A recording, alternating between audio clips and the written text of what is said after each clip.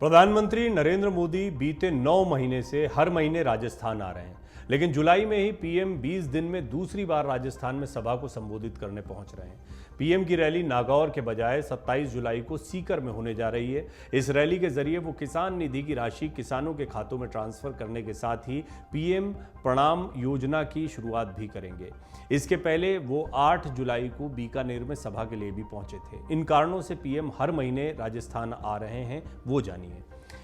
भाजपा से जुड़े सूत्रों की माने तो राजस्थान पीएम मोदी, गृह मंत्री अमित शाह और भाजपा अध्यक्ष जेपी नड्डा का फोकस एरिया बना हुआ है। अन्य चुनावी राज्यों की तुलना में पीएम मोदी राजस्थान में सबसे ज्यादा रैलियां और सरकारी कार्यक्रम कर चुके हैं। इसकी एक सबसे बड़ी वजह यह है कि राज्य में सीएम गहलोत द्वारा शुरू की गई फ्री योजनाओं का असर दिखाई दे रहा है। इसीलिए केंद्र सरकार की कई अहम योजनाएं राजस्थान में शुरू हो रही हैं। भाजपा नेता बताते हैं कि गहलोत पायलट खेमों में बटी कांग्रेस की दिल्ली में 6 जुलाई को हुई बैठक के बाद माहौल बदला हुआ नजर आ रहा है। इसलिए अब भाजपा के लिए ये राज्य पहले की तुलना में और ज्यादा चुनौतीपूर्ण हो गया है, क्योंकि इस बार प्रदेश में उतनी सरकार विरोधी लहर नजर नहीं आ रही जितनी पिछले चुनाव में थी। कांग्रेस में बदले माहौल से भाजपा अंदर खाने परेशान है। इसी वजह से पार्टी चुनाव में मोदी की ज्यादा से ज्यादा सभाएं कराने का फोकस कर रही है। अब रैली के लिए सीकर को क्यों चुना गया है, वो भी जानिए। प्रधानमंत्री नरेंद्र मोदी का 28 जुलाई को नागौर जिले खरनाल का दौरा अचानक स्थगित होना और फिर एक दिन बाद ही सीकर दौरा घोषित होना राजनीतिक गलियारों से लेकर सोशल मीडिया तक पर चर्चा का विषय बना हुआ है। हालांकि पीएम मोदी के नागौर के खरनाल दौरे के स्थगित होने के पीछे भाजपा नेताओं ने प्रधानमंत्री की अतिव्यस्तता का हवाला दिया। पीएम का दौरा टलने के पीछे कई अन्य कारण भी बताए जा रहे हैं। कोई इसे संसद का मानसून सत्र बता रहा है इसकी वजह, तो कोई स्थानीय स्तर पर प्रधानमंत्री के विरोध के इनपुट्स मिलना बता रहा है। पीएम के खरनाल में प्रस्तावित कार्यक्रमों की जिम्मेदारी केंद्रीय कृषि राज्य मंत्री कैलाश चौधरी को दी गई थी, जिसके बाद चौधरी नागौर के खरनाल भी पहुंचे थे, लेकिन वहां स्थानीय लोगों ने उनका घेराव करते हुए जमकर विरोध भी जताया था। लोगों की नाराजगी क्षेत्र में विकास कार्य नहीं होने को लेकर बताई गई थी। भाजपा शेखावटी क्षेत्र में भी कमजोर है। नागौर के खरनाल के बाद पीएम मोदी का कार्यक्रम सीकर में तय किया गया।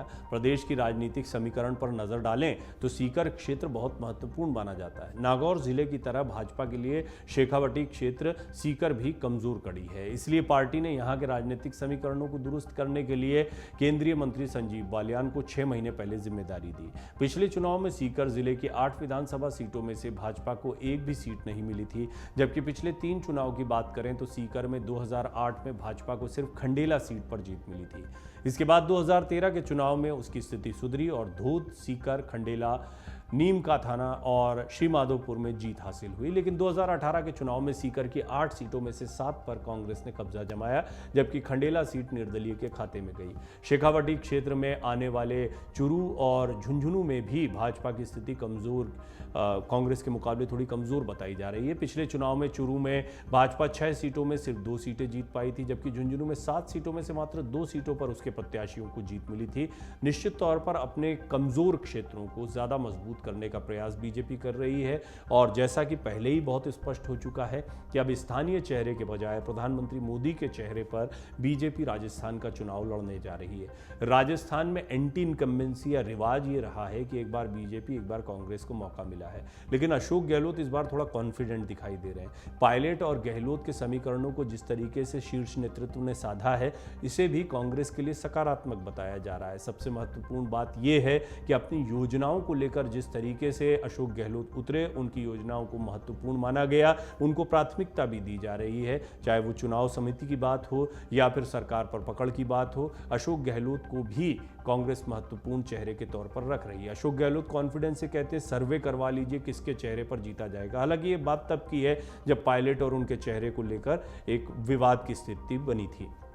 पायलट का अपना क्षेत्र है, गुर्जर वोटों पर उनकी अच्छी पकड़ है, युवा चेहरे हैं, पहले भी अध्यक्ष का पद संभाल चुके हैं, उप मुख्यमंत्री रह चुके हैं। हालांकि मुख्यमंत्री बनने की उनकी आस थी। अब देखना होगा कि कांग्रेस ने ये जो 2 कार्ड एक साथ खेल दिए हैं, इसके बाद में उसको कितना फायदा मिलता हो, रिपीट हो पाती है, नहीं रिपीट हो पाती है, रिवाज बदलता नहीं बदलता। दूसरी तरफ बीजेपी में चेहरे की समस्या नहीं सुलझ पाई है। वसुंधरा राजे सिंधिया की उच्च नेताओं से, शीर्ष नेतृत्व से कई बार मुलाकातें हो चुकी हैं। ऐसा भी कहा जाता है सोर्सेस के हवाले से, मीडिया रिपोर्ट्स के जरिए, कि वसुंधरा स्पष्ट तौर पर अपनी भूमिकाओं को रखना चाहती हैं। वो ये कहना चाहती हैं कि आगामी चुनाव में उनका चेहरा किस तरह से इस्तेमाल किया जा रहा है, इसको कार्यकर्ताओं को स्पष्ट किया जाए। कोई स्पष्ट बात नहीं कहा जाना या उनके चेहरे को नहीं रखा जाना ये भी बताता है कि वसुंधरा पर इस बार दांव खेलने के मूड में बीजेपी नहीं दिखाई दे रही। हालांकि कहा नहीं जा सकता, अभी चुनाव को थोड़ा समय बाकी है, लेकिन इस सब के बीच में मोर्चा खुद संभाल रखा है प्रधानमंत्री मोदी ने। और क्यों वो ये एक के बाद एक तूफानी रैलियां कर रहे हैं वो भी मैंने आपको इस रिपोर्ट में बताने की कोशिश की। अमर उजाला अब आपके टीवी पर भी। अपने स्मार्ट टीवी पर YouTube पर सर्च करें अमर उजाला, चैनल सब्सक्राइब करें और देखें ताजा खबरें, वो भी HD क्वालिटी में। और हाँ, बेल आइकन दबाना ना भूलें ताकि हर खबर हो आपके घर। अमर उजाला, निष्पक्ष, निर्भीक, निरंतर।